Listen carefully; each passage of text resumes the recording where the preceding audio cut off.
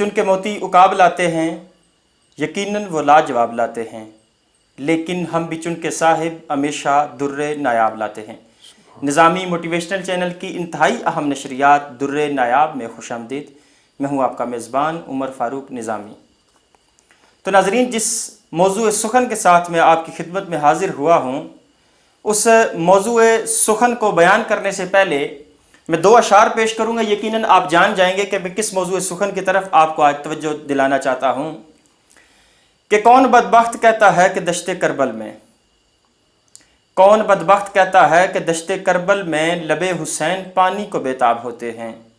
سنا ہے میں نے اہل عشق کو کہتے ہوئے، سنا ہے میں نے اہل عشق کو کہتے ہوئے عمر کہ سمندر بھی لب حسین سے سیراب ہوتے ہیں۔ تو پھر اگر اقبال کا قلم تڑپا تو اقبال کچھ یوں فرمانے لگے کہ علی کا زیب و زین زندہ ہے، فاطمہ کا چین زندہ ہے، نہ پوچھ وقت کی بے زباں کتابوں سے، جب سنے اذاں تو سمجھ لے حسین زندہ ہے۔ سبحان اللہ، ماشاء۔ تو جب قلم تڑپتے گئے، لکھتے گئے، تو نئی سے نئی تاریخ رقم ہوتی گئی۔ ان کی شان پہلے بھی بلند تھی، جب ذکر بڑھتا گیا شانیں بلند ہوتی گئیں۔ لیکن کربلا ایک ایسا موضوع ہے، ایک ایسا موضوع سخن ہے جس کے بارے میں اگر یہ بات کہوں تو بعید نہ ہوگا کہ پتھر دل بھی یہاں موم ہو جاتے ہیں، آنکھیں بے اختیار خون کے آنسو بہانا شروع کر دیتی ہیں۔ اور اسی خوبصورت، میں تو یہی کہوں گا کہ یہ جو کربلا ہے یہ کوئی دردناک داستان نہیں، بلکہ یہ ہمارے دین کا حسن ہے۔ اگر کربلا نہ ہوتا، یہ کربلا کا پورا واقعہ نہ ہوتا، حضرت امام عالی مقام حضرت امام حسین علیہ السلام اگر اپنی جان کو نچھاور نہ کرتے تو آج گھر گھر یزید ہوتا۔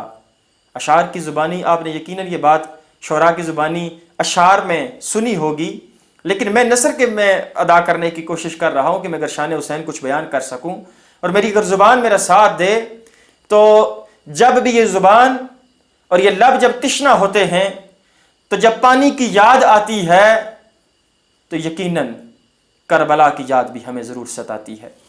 جو ضمیر والے ہیں، جن کے اندر خون موجود ہے، رگوں کے اندر خون ہے اور اس سینے کے اندر دل ہے، جو دل صرف خون سے بنا ہے اور گوشت سے بنا ہے، تو پھر یہاں درد بھی ہوتا ہے۔ لیکن اگر پتھر دل ہیں تو میں تو یہ کہوں گا کہ پتھر دل بھی یہاں موم ہوتے ہیں، لیکن کچھ ایسے دل ہیں جن پر اللہ کریم نے قرآن مجید فرقان حمید میں ارشاد فرمایا، ہم نے ان پر مہر لگا دی ہے کہ وہ پھر بھی موم نہیں ہوتے۔ تو آئیے اس موضوع سخن پر گفتگو کرنے کے لیے آج میرے ساتھ جو شخصیات یہاں جلوہ فرما ہیں، آج ان کا تعارف بھی کرواتا ہوں اور اسی کے ساتھ ان سے اس بارے میں گفتگو بھی فرمائیں گے۔ تو میری مراد ہیں حضرت علامہ مولانا آل نبی اولاد علی جناب سید ثواب حسین شاہ ترمذی صاحب قبلہ، میں سب سے پہلے تو آپ کو اپنی اس ٹرانسمیشن میں خوش آمدید کہتا ہوں، اور پھر میں آپ کا انتہائی ممنون و مشکور ہوں کہ اتنی علالت کے باوجود بھی آپ میری اس ٹرانسمیشن کا حصہ بنے اور آپ نے مجھے اس خدمت کا بھی موقع فراہم کیا، اور آپ کے آج ملفوظات حسنہ بھی سننے کو انشاءاللہ ملیں گے، آپ سے گفتگو بھی کریں گے۔ تو انہی کے ساتھ بلبل چمنستان رسالت، ہمارے اس علاقہ کی خوبصورت جان، خوبصورت شان، حضور نبی کریم صلی اللہ تعالیٰ علیہ وآلہ وسلم کی بارگاہ میں ایک مقبول ثنا خان جناب محمد فیصل قادری صاحب بھی موجود ہیں۔ قبلہ حافظ صاحب، میں آپ کو بھی ٹرانسمیشن میں خوش آمدید کہتا ہوں اور آپ کا انتہائی ممنون و مشکور ہوں کہ آپ نے بھی بڑا ایک طویل سفر کے بعد آپ میرے پاس پہنچے ہیں اور آپ نے بھی مجھے محبتوں سے نوازا، اس پر آپ کا میں ممنون و مشکور ہوں۔ تو جی قبلہ، میں سب سے پہلے پھر آپ کا ممنون و مشکور کہ آپ میری ٹرانسمیشن کا حصہ بنے۔ آج جس موضوع درد اور داستان درد پر میں گفتگو کرنے جا رہا ہوں، یقیناً آپ اس سے واقف ہیں، یہ دن بلایا نہیں جا سکتا، اور میں تو اکثر یہ بات کہا کرتا ہوں کہ اللہ کریم نے بڑی اعتدال پسندی کے ساتھ اس دنیا کو تخلیق کیا، اور پھر آگے جب آقا علیہ الصلوۃ والسلام نے اسلامی سال کا آغاز کیا تو اس میں بھی اللہ کریم کی طرف سے ایک ایسی حکمت شامل تھی کہ اسلامی مہینہ جو سال ہے اس کا جو پہلا مہینہ ہے اس کی بھی 10 تاریخ کو ایک عظیم قربانی رکھ دی گئی، اور پھر جب سال کا آخری مہینہ ذی الحجہ آتا ہے تو اس میں بھی اللہ کریم نے 10 تاریخ پہ ایک بڑی عظیم قربانی رکھ دی گئی۔ تو کچھ سمجھ نہیں آتا کہ ان کا آپس میں کیا تعلق ہوگا، یہ بھی آج آپ سے سننا چاہیں گے۔ لیکن آج جس موضوع سخن پر میں ابھی آپ سے گفتگو کرنے جا رہا ہوں کہ آج ہمیں وہ سینہ زنی، وہ ماتم زنی، یہ چیزیں تو یاد رہ گئیں، لیکن آج ہماری نوجوان نسل حضرت امام عالی مقام کی اس مشن کو بھول چکی ہے کہ جس پر وہ نکلے تھے، اور ان کی آل اولاد کے ساتھ جس طرح سلسلہ چلا، اور اس پورے معاملے کے لیے باقی علماء کرام سے بھی میں تجویز لے سکتا تھا، ان کا بھی انٹرویو لے سکتا تھا، لیکن آپ کا انتخاب کرنے کا مقصد یہ تھا اس نچیز کا کہ گھر والوں کی بات گھر والے بہتر بتا سکتے ہیں، تو ذرا اس داستان درد کو اپنے انداز میں ذرا بیان کیجیے گا، اور مقصد اور اس کا پیغام ہماری عوام تک اور ہمارے ناظرین تک پہنچنا چاہیے کہ آج جس موڑ پر ہم کھڑے ہیں وہاں پر دوبارہ ہمیں حسینی فوج کا نوجوان بننا پڑے گا، سپاہی بننا پڑے گا۔ تو قبلہ ذرا بسم اللہ فرمائیے اس میں۔ بسم اللہ الرحمن الرحیم الحمدللہ رب العالمین والصلاة والسلام علی سید الاشرف الانبیاء والمرسلین وعلی آلہ الطیبین الطاہرین واصحابہ الراشدین المہدیین، سبحان اما اللہ، بعد سبحان فاعوذ اللہ۔ باللہ من الشیطان الرجیم، بسم اللہ الرحمن الرحیم، انما یرید اللہ لیذہب عنکم الرجس اہل البیت ویطہرکم سبحان اللہ، تطہیرا، سبحان اللہ۔ صدق اللہ المولانا العظیم، قال النبی صلی اللہ تعالی علیہ وآلہ وسلم، انما انا تارکم فیکم ثقلین، اولہما کتاب اللہ تعالی فیہ نور والہدی، سبحان اللہ۔ والثانی اہل بیت، اذکرکم اللہ فی اہل بیتی، اذکرکم اللہ فی اہل بیتی، سبحان اللہ۔ اذکرکم اللہ فی اہل بیتی۔ سبحان اللہ۔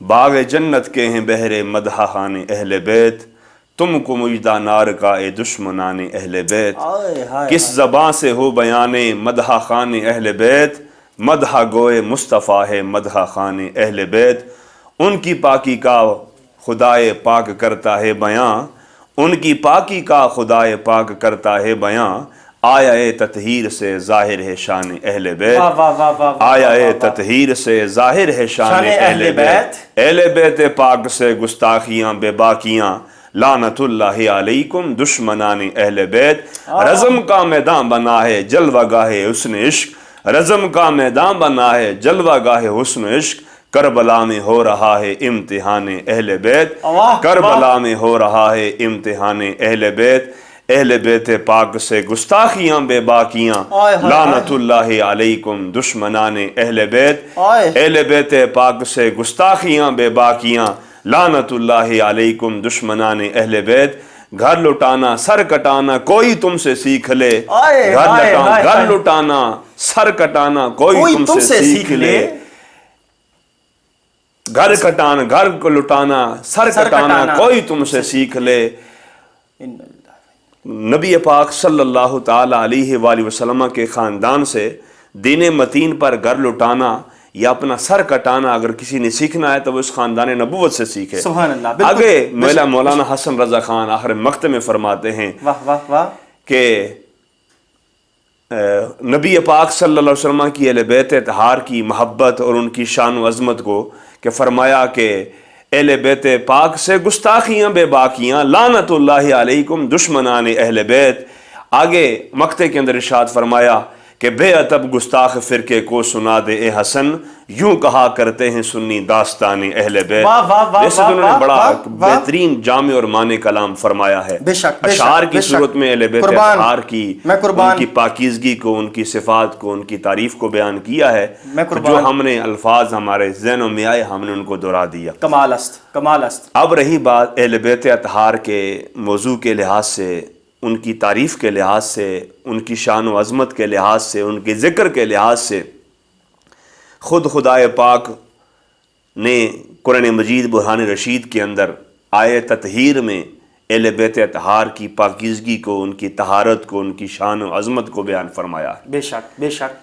اب ہم قرآن مجید کے الفاظ کو دیکھیں تو کیسے حسین انداز کے اندر رب ذوالجلال نے اپنے نبی کی آل کو، کی شان کو، ان کی تطہیری کو، ان کی پاکیزگی کو، ان کی پاک دامنی کو بیان فرمایا ہے۔ ویسے اگر ہم قرآن مجید کا ہم مطالعہ کریں تو تقریباً پورے کا پورا قرآن اللہ تبارک و تعالیٰ نے پورے کے پورے قرآن میں نبی پاک صلی اللہ علیہ وسلم ان کی آل کی شان کو بیان فرمایا ہے، لیکن کچھ آیتیں ایسی ہیں کہ جو صراحتاً واضح طور پر نبی پاک صلی اللہ علیہ وسلم کی اولاد کی شان کو بیان فرما رہی ہیں. ان میں سے ایک آیت آیت تطہیر بھی ہے.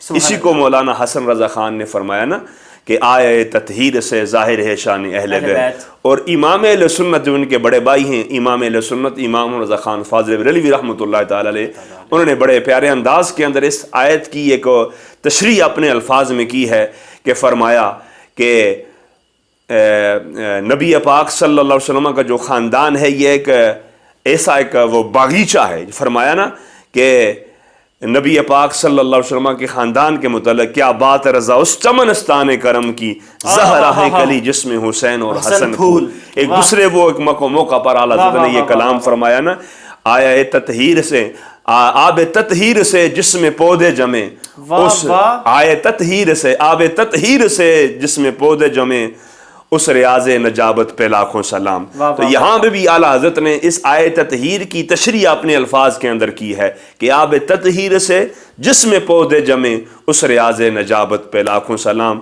مختصر بات یہ ہے کہ یہ محرم کے دن جا رہے ہیں اور ہمارے اسلاف کا یہ طریقہ کار رہا ہے. جب سے ہم نے آنکھ کھولی ہے، ہم نے ہوش سنبھالے ہیں، تو جب بھی محرم کا مہینہ آتا تھا تو جتنے بھی ہمارے بزرگ ہمارے اسلاف اہل ایمان گزرے ہیں، ہم نے ان کو دیکھا ہے تو وہ محرم کے مہینوں کے اندر اپنے اہتمام کے ساتھ بڑے ایک نظام کے ساتھ وہ اہل بیت اطہار کا ذکر فرمایا کرتے تھے. سبحان اللہ. تو کیوں نہ ہو وہ ذکر فرمائیں، کیونکہ جن کے ذکر کو قرآن مجید بیان کرتا ہے، نبی علیہ الصلوۃ والسلام کی حدیث بیان کرتی ہیں. مزید میں اضافہ کروں کہ اگر اللہ تبارک و تعالیٰ اور رسول اللہ صلی اللہ علیہ وسلم کے بعد اگر سب سے زیادہ کسی کی شان بیان کی گئی ہے تو وہ نبی علیہ الصلوۃ والسلام کی اہل بیت اطہار ہیں. بے شک اگر آپ کتب حدیث کا مطالعہ کریں، جتنے بھی کتب حدیث ہیں، تو مناقب کا اگر آپ بیان دیکھیں تو مناقب کے اندر سب سے زیادہ اگر کسی کی شان میں احادیث مروی ہیں تو وہ اہل بیت اطہار ہیں. تو اب سب سے زیادہ نبی علیہ الصلوۃ والسلام نے اپنی آل کی شان بیان کی ہے، ان کی تعریف کی ہے. تو ہم بھی ان کے امتی ہیں، ان کے کلمہ پڑھنے والے ہیں، تو ہمیں بھی چاہیے کہ ہم جو سنت میرے نبی کی ہے ہم اس کو بھی ادا کریں.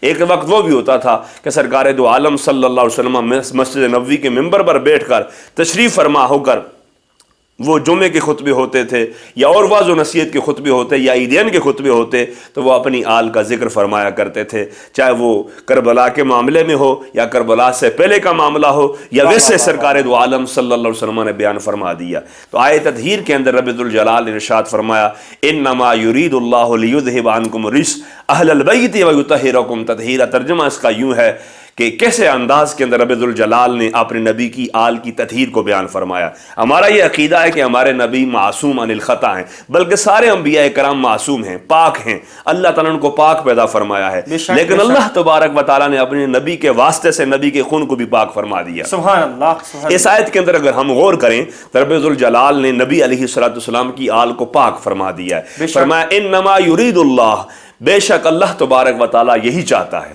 بے شک اللہ تبارک و تعالیٰ یہی چاہتا ہے. پہلے اللہ تعالیٰ نے اپنی چاہت کو بیان فرمایا ہے کہ اللہ تعالیٰ کی چاہت کیا ہے. آپ یاد رکھیں جو اللہ تعالیٰ کی چاہت ہوتی ہے وہ پوری ہو کر رہتی ہے.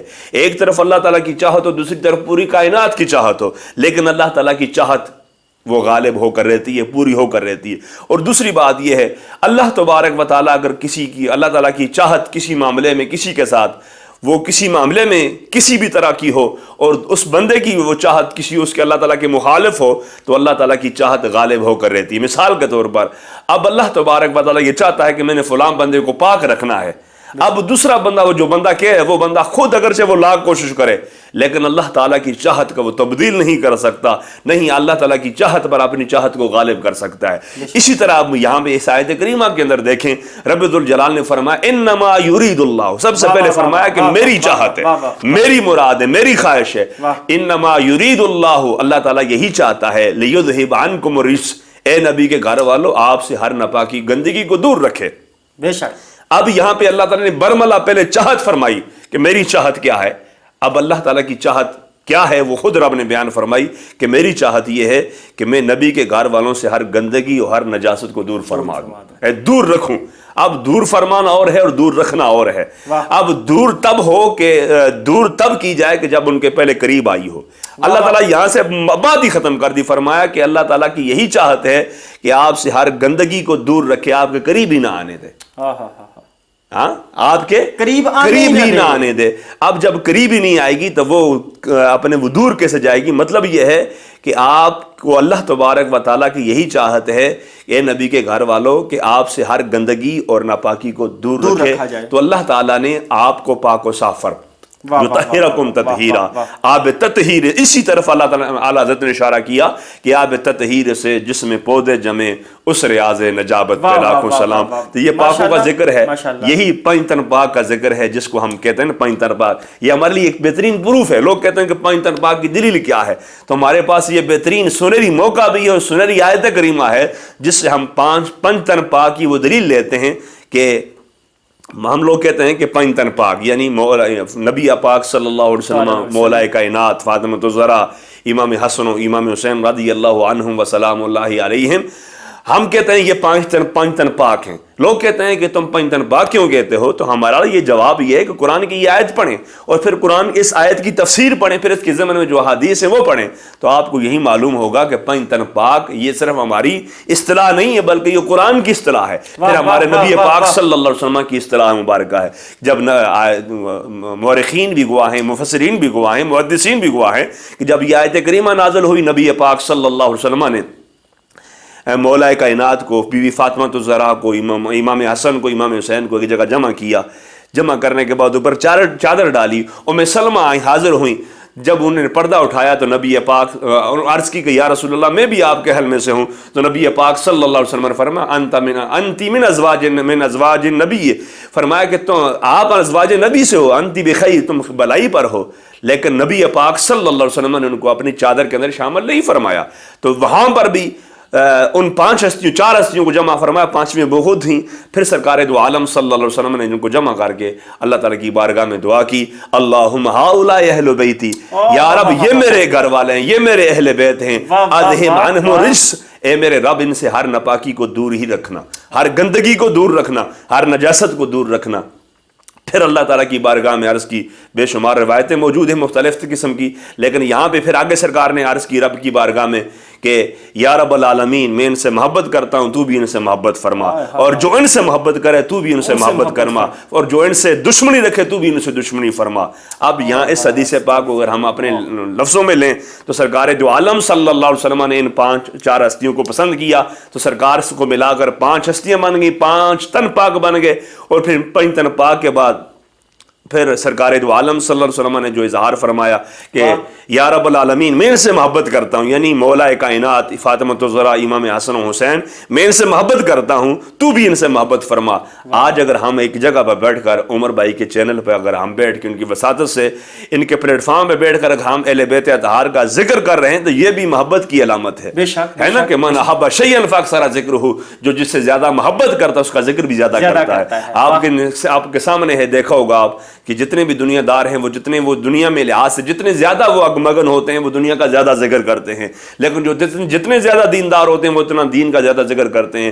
اس لحاظ سے وہ جو بندہ جس سے محبت کرتا ہے اس کا ذکر بھی زیادہ کرتا ہے. تو یہاں پہ بھی ہم ان کی اپنی باتوں سے، اس ٹرانسمیشن سے بھی ہمیں یہ معلوم ہوتا ہے کہ یہ زیادہ ذکر کرنے والے ہیں، اور ذکر بھی آج ان کو چھیڑا ہے ابتدائی طور پر. تو معلوم یہ ہوا کہ ذکر تب کیا جاتا ہے کہ جب وہ دل میں محبت ہوتی ہے، محبت جب ہوتی ہے تو پھر وہ ذکر پر ابھارتی ہے. تو یہ دعا کریں کہ اللہ تعالی ہم سب کو اہل بیت اطہار کے ذکر سے اپنے قلوب و ذہن کو ممنور اور مسرور رکھنے کی توفیق عطا فرمائے. آمین آمین. ماشاءاللہ جی قبلہ، جس طرح کہ آپ گفتگو فرما رہے تھے تو یہاں پر اگر میں جس طرح کہ آپ نے جس انداز میں اشعار پیش فرمائے، یقین مانیے کہ بڑا دل خوش ہوا. اور اس کے بعد جو گفتگو اور جو آیا مبارکہ اور پھر احادیث کا جو ترجمہ اور تفسیر آپ نے پیش کی، بڑی خوبصورت انداز میں مفسرین، محققین، مجددین کا حوالہ دیتے ہوئے آپ نے گفتگو کو آگے بڑھایا. تو یہ پچھلے دنوں کی بات ہے کہ اس نچیز نے بیٹھے بٹھائے ویسے ہی خیال آیا کہ محرم قریب آ رہا ہے تو پھر اس پر کچھ لب کشائی کی جائے، اپنے قلم کو تھوڑی جنبش دی جائے. تو نچیز نے 2 اشعار لکھے تھے کہ اس کربلا کا مقصد کیا ہے. تو حسین ابن علی سے ہم یہ کربل میں جا پوچھے، حسین ابن علی سے ہم یہ کربل میں جا پوچھے، ہمیں بھی اے میرے آقا کوئی درس وفا دیجئے. حسین ابن علی سے ہم یہ کربل میں جا پوچھے، ہمیں بھی اے میرے آقا کوئی درس وفا دیجئے.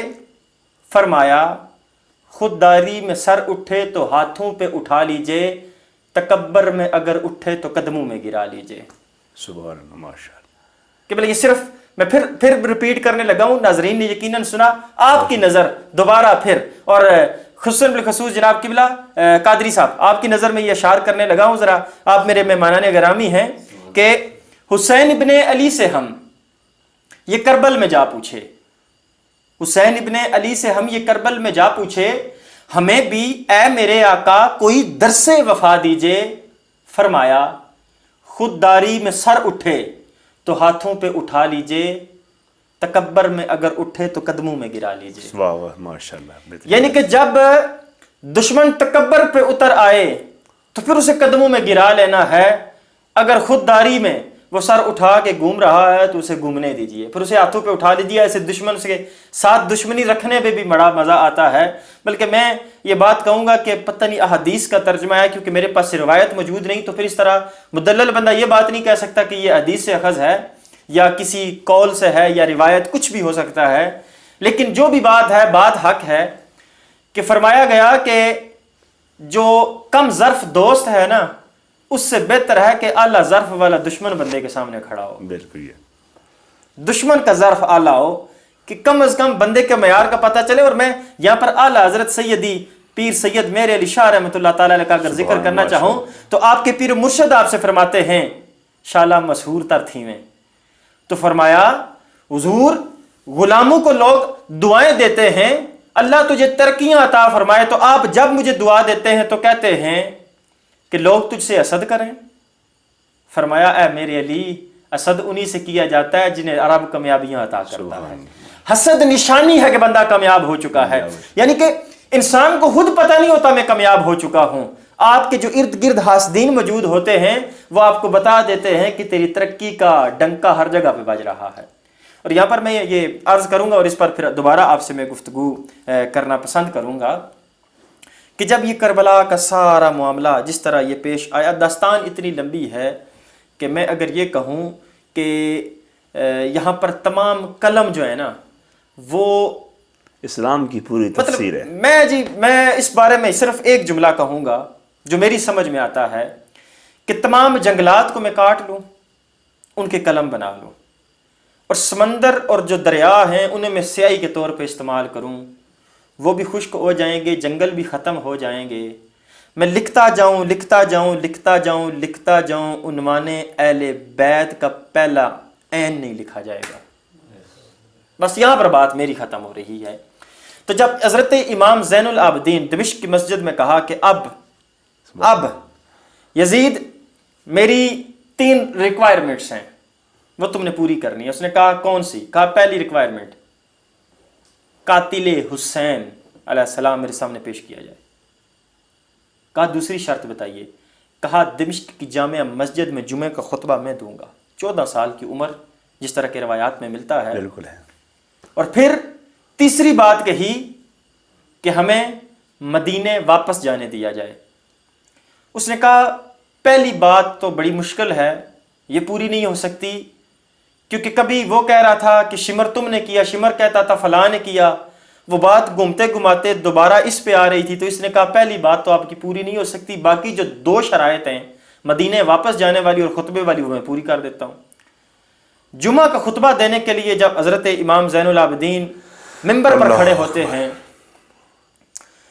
اور جب گفتگو شروع کرتے ہیں تو اس قدر، کیونکہ میں تو یہ کہوں گا کہ خطابت تو ان کے گھر کی لونڈی ہے، خطابت ان کے گھر کی لونڈی ہے، خطابت شروع کر دی۔ 14 سال کا جوان سامنے کھڑا ہے، اور وہ جوان کون ہے؟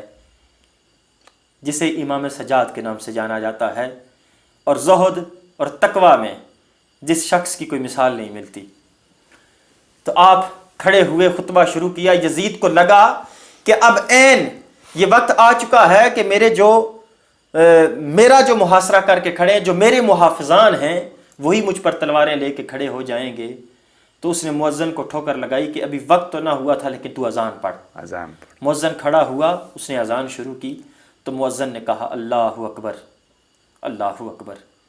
تو آگے سے ایک تاریخی جملہ حضرت امام زین العابدین فرماتے ہیں، کہتے ہیں یزید دیکھ لے، اس اللہ اکبر اللہ سب سے بڑا ہے، اس کا ثبوت حسین نے گردن کٹا کے دیا ہے کہ واقعی اللہ سب سے بڑا ہے۔ کربلا میں ہم یہ بیان کر کے آئے ہیں، جب مؤذن پہنچا اشہد ان لا الہ الا اللہ، کہا بے شک ہم اپنے خون سے یہ گواہی دے کے آئے ہیں، اللہ کے سوا کوئی معبود نہیں، یہ اپنے خون سے ہم گواہی دے کے آئے ہیں۔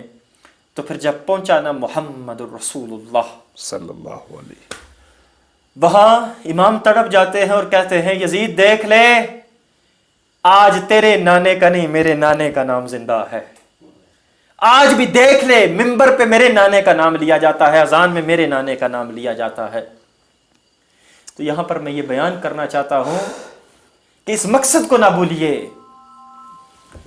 اور امام پاک کے سامنے جب پانی پیش کیا جاتا، قبلہ میں بس اس حد تک ہی بیان کروں گا، ذرا آگے اس پر ضرور بیان کیجئے گا کہ کربلا کے بعد جو زندگی گزاری امام پاک نے اس بارے میں، کیونکہ میں جب ان کا ذکر کرتا ہوں تو میں تڑپ جاتا ہوں۔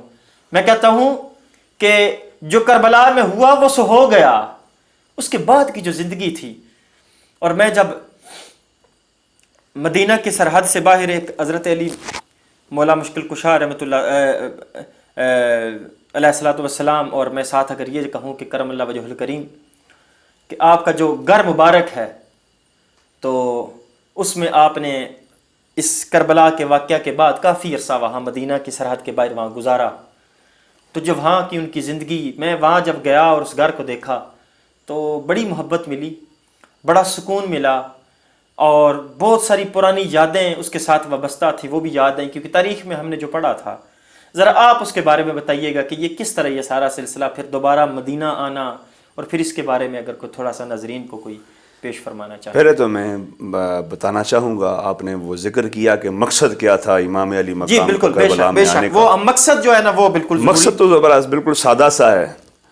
اب لوگ جب کسی میدان میں جاتے ہیں، کسی جگہ جاتے ہیں، وہ ایک مشن اور مقصد، کوئی بھی جاتا ہے وہ مشن اور مقصد کے ساتھ جاتا ہے۔ بے شک دنیا دار کا مقصد دنیا کمانا ہوتا ہے، دنیا وزارت کمانا ہوتا ہے، اور معاملات پیسے کمانے ہوتے ہیں، بالکل اسی طرح۔ لیکن قربان جائیں امام علی مقام کی ذات پر کہ امام علی مقام نہ دنیا چاہنے گئے تھے، نہ دنیا داروں کے لیے گئے تھے، نہ وزارتوں کے لیے گئے تھے، بلکہ وہ فقط اپنے نانے کے دین کو بچانے کے لیے گئے تھے۔ بے شک حسین جاتے نہ کربلا میں تو ہم پہ حق یوں عیاں نہ ہوتا، واہ واہ، نبی کی سنت عیاں نہ ہوتی، نبی کا فرما بیان نہ ہوتا، خدا کے گھر میں اذان نہ ہوتی، خدا کے گھر میں قرآن بیان نہ ہوتا۔ واہ واہ واہ، اب یہ کہ سادہ سا مقصد یہ ہے کہ اس اشعار کے اندر شاعر نے کہ وہ آپ نے سادہ لفظوں میں بیان کر دیا کہ امام علی مقام اگر کربلا میں نہ جاتے تو ہم پر حق یا نہ ہوتا، ہم پر حق ظاہر نہ ہوتا، حتیٰ کہ خدا کے گھر میں اذان بھی نہ ہوتی۔ وہ یزید کہ جو اپنے زمانے کا بدترین شخص تھا، بدترین انسان تھا،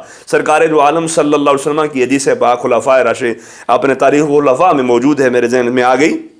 سرکار دو عالم صلی اللہ علیہ وسلم نے فرمایا کہ اول من یبدل سنتی من بنی امیہ یقال له یزید، فرمایا کہ سب سے پہلے اگر میری سنت کو کوئی تبدیل کرنے والا ہوگا تو بنی امیہ کا لونڈا ہوگا جس کا نام یزید ہوگا۔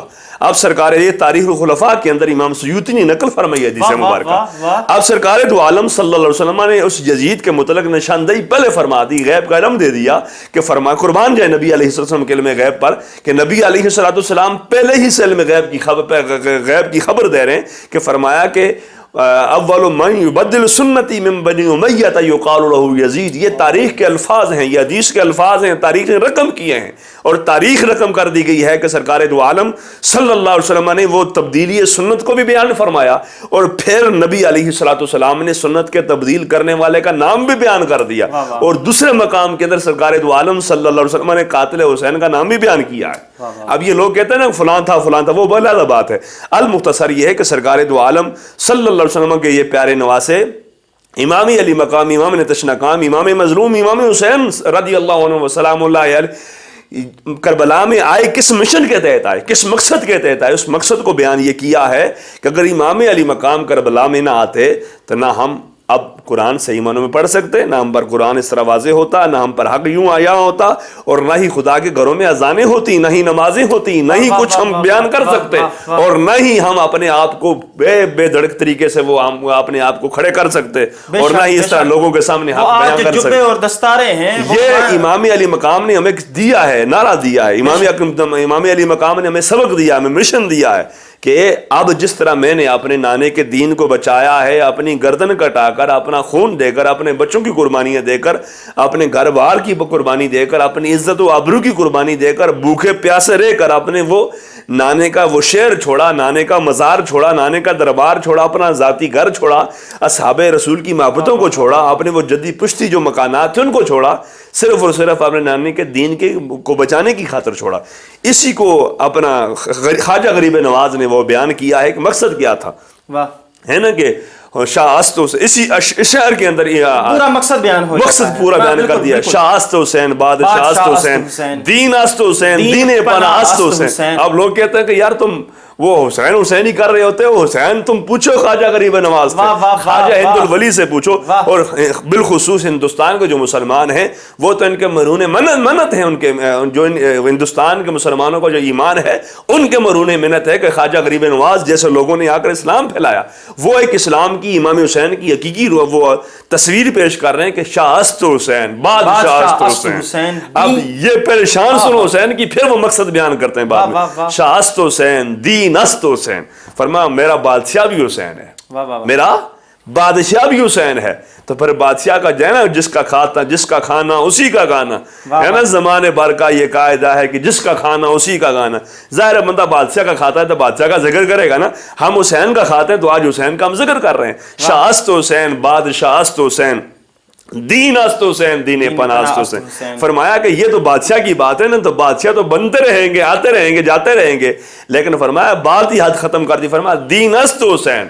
فرمایا میرا تو دین ہی حسین ہے، میرا تو دین ہی حسین ہے. کیونکہ کربلا میں دین اگر بچایا تو وہ حسین نے بچایا. بے شک بے شک. کربلا میں دین اگر بچایا تو وہ حسین نے بچایا.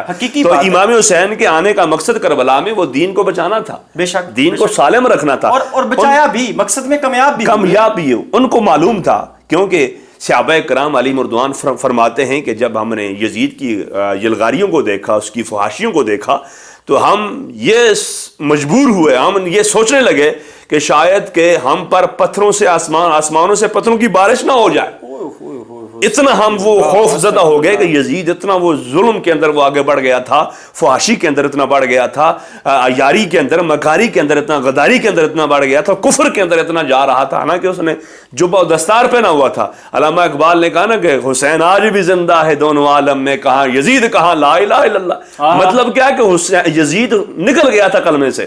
علامہ اقبال نے فرمایا کہ اس کا تعلق ہی کوئی نہیں. شاعر مشرق مصور پاکستان ہے جنہوں نے اسلام کے لیے، پاکستان کے لیے بڑی قربانیاں دی ہیں، وہ کہتے ہیں کہ وہ اسلام سے نکل چکا تھا. ظاہر علامہ اقبال نے تاریخ پڑھی ہے نا، اسلام پڑھا ہے، ان کو پتہ ہے نا. تو علامہ اقبال نے یہاں پہ کہا کہ وہ اسلام سے نکل چکا تھا، کلمے سے کوئی تعلق نہیں تھا. نہ یزید کا کلمے سے تعلق تھا، نہ کلمے کا یزید سے تعلق تھا. تو صحابہ کرام فرماتے ہیں جب ان کی یلغاریاں بڑھ چکی، ہم نے یہ خوف کیا کہ شاید کہ آسمانوں سے پتھر بارش نہ ہو جائے، اللہ کا عذاب نہ نازل ہو جائے یک بارگی. تو اسی دوران اللہ تبارک و تعالیٰ نے یہ توفیق عطا فرمائی امام علی مقام امام حسین کو، امام حسین کربلا کی سرزمین پر نکلے. پھر وہ دین است حسین، دین پناہ است حسین. پھر جو دین ہی ہمارا حسین ہے، دین کو بچایا. پھر کہا کہ دین کو پناہ دینے والا بھی حسین ہے. اگر آج ہم لوگ یہ بات کریں تو ہم پر فتوے آ جائیں گے. یہ تو خواجہ ہند الولی کا شعر ہے اور ان کی بات ہے، ان کا نظریہ، ان کا عقیدہ ہے کہ دین است حسین، میرا دین بھی حسین ہے. دین پناہ است حسین، اور دین کو پناہ دینے والے بھی حسین ہیں. دیکھو کربلا کی واحد وہ سرزمین ہے کہ وہ واحد ہستی امام علی مقام امام حسین، امام مظلوم، کہ امام حسین نے دین کو وہاں پہ واقعی طور پہ پناہ دی ہے. اب دیکھو کہ سجدے میں امام علی مقام کا سر ہے، لیکن نیزے پہ ان کا سر ہے. سجدے میں سر ہے تو وہ تلواروں کی بارش ہو رہی ہے، تیروں کی بارش ہو رہی ہے. نماز وہاں پہ نماز کی حفاظت کر رہے ہیں، نماز کی حفاظت کر رہے ہیں. اور جب ان کے سر کو نیزے پہ بلند کیا گیا تو پھر قرآن کی وہاں پہ حفاظت کی ہے. اس لحاظ سے دیکھو دین کی حفاظت کرنے کے لیے وہاں پہ گئے، دین کی کو پناہ دینے کے لیے وہاں پہ گئے. تو مقصد کیا ہوا؟ دین کو پناہ دینا. میں یہاں پر علامہ اقبال کا ذکر شروع ہوا تو اقبال بھی بڑی عجیب ہستی ہے کہ کہیں نہ کہیں گس ضرور جاتی ہے.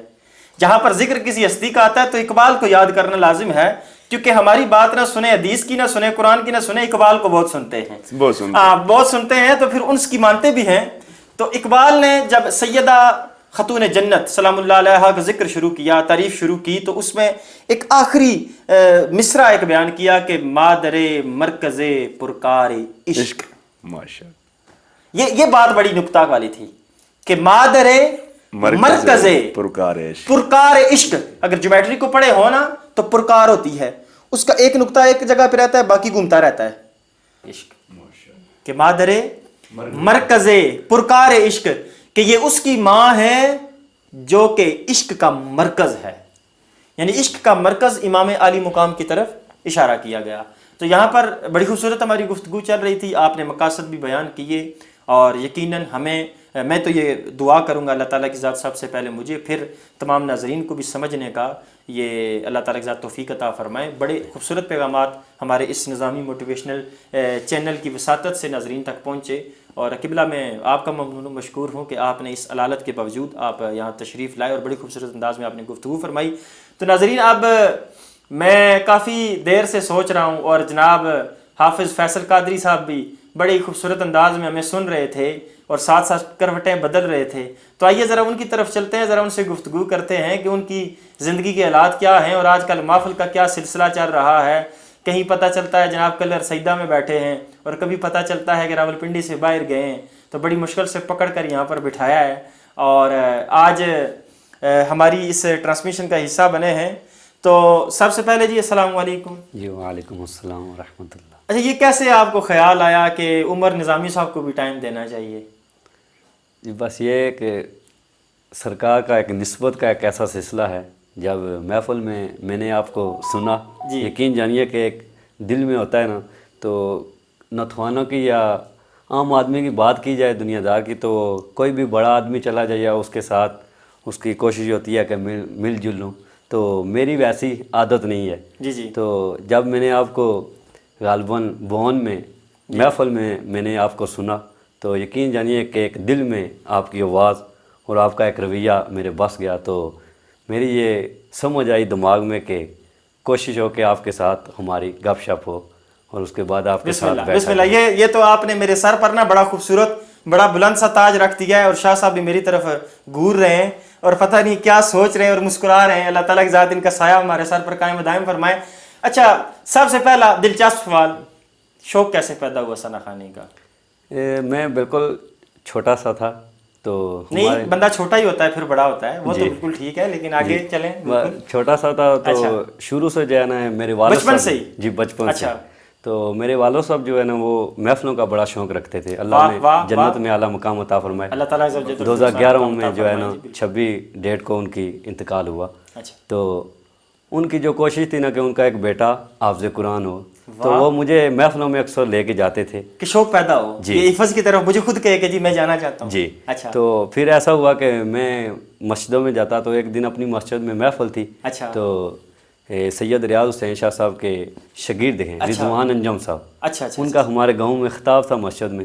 تو انہوں نے خطاب کیا, تو ان کے خطاب سے پہلے تو نعت نہیں پڑھی, تو جو جسے کہتے ہیں کہ سب سے پہلے تلاوت کے بعد نعت ہو, وہ میں نے نعت پڑھی.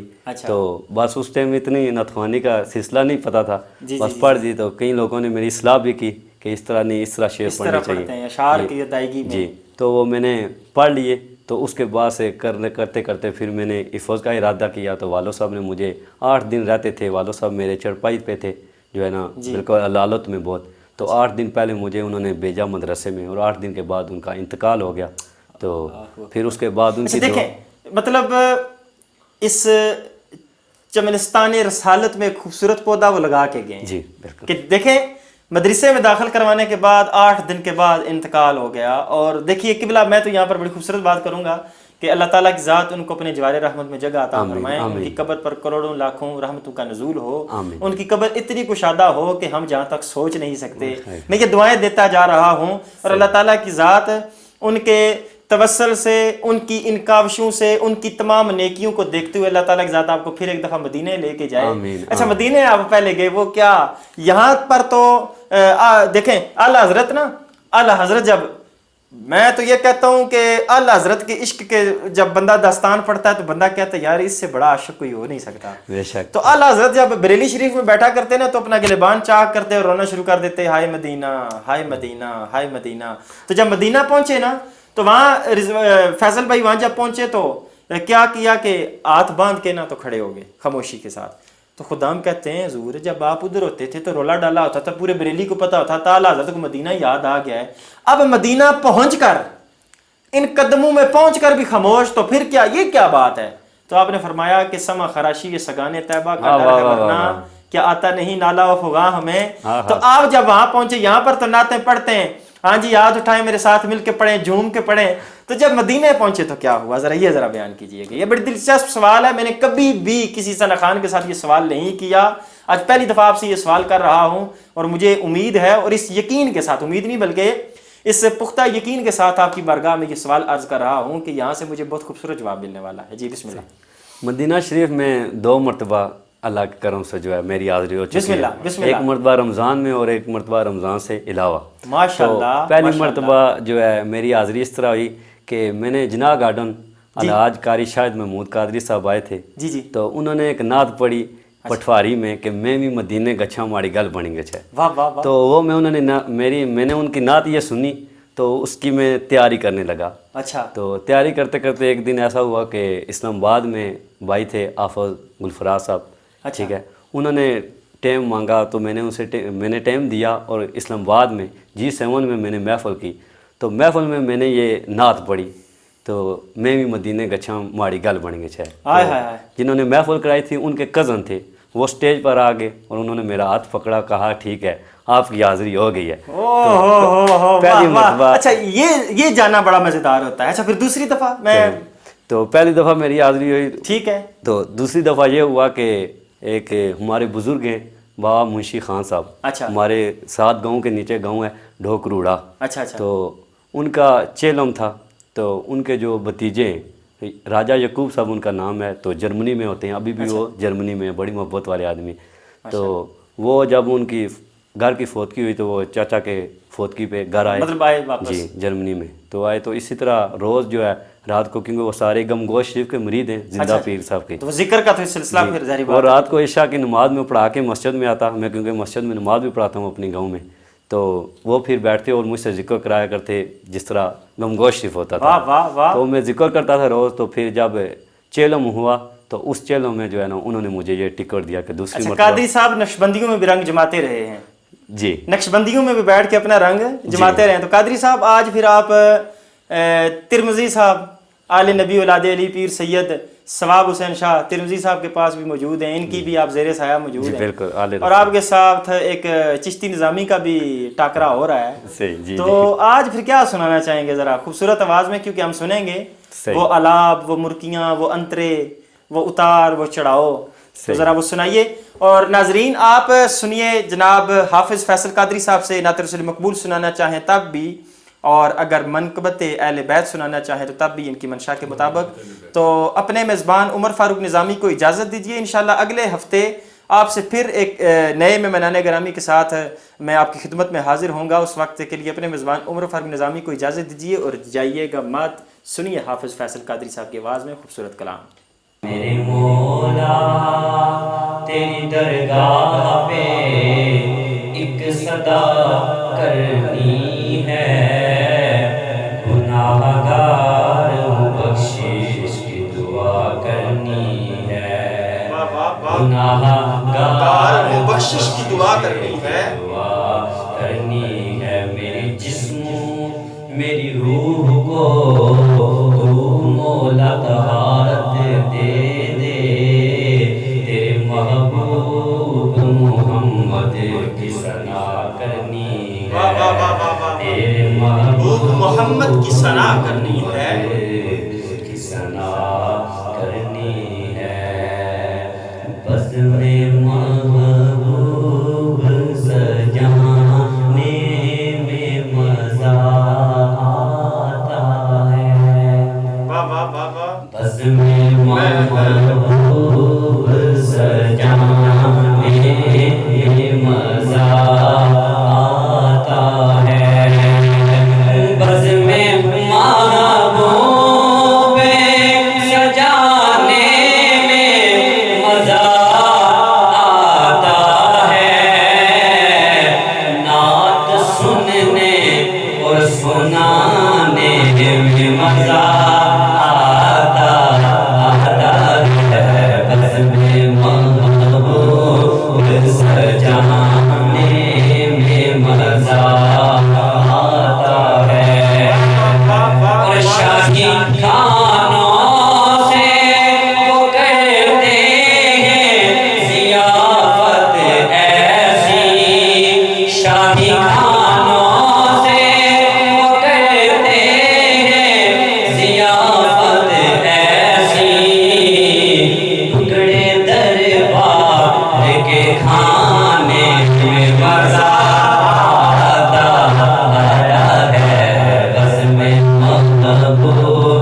سجانے میں مزہ آتا ہے بسم اللہ بسم اللہ. بہت ہی خوبصورت آپ نے انداز میں یہ تیاری کی ہے تو شادی کی حضور آئی. تو پچھلے میں اتوار سوموار منگل بدھ میں لاہور نیور کے میرے شگرد اسٹوڈنٹ ہیں بہن ہی ہے میری تو ان کے گھر میں روٹی کھانے کے لیے گیا. تو جب میں بدھ کو واپس آنے لگا صبح تو وہ کہتے ہیں کہ گھر والے کہ اگر 2 دن آپ رہ لیں تو کوئی مسئلہ تو نہیں ہے. تو میں نے کہا مسئلہ تو نہیں ہے مگر ہمارے گاؤں کے میرے غزنفر میں موجود صاحب ان کا چہرہ تھا اور میری چچی جان بھی جو ہے فوت ہو گئی ان کا بھی جمعرات کو چہرہ تھا. تو پھر میں نے ان کو جو ہے یہ شعر سنا کے ان کو سنایا. تو جب یہ شعر سنا اس کے بعد کہتے ہیں کہ اس شعر کا کیا ماجرا ہے. تو میں نے کہا کہ اس کا ماجرا یہ ہے کہ جو دربار پہ ٹکڑے کھاتے ہیں ان کو دنیا کے کسی کھانے کی ضرورت نہیں رہتی اور لذت بھی نہیں ملتی. واہ واہ واہ واہ. تو ٹکڑے در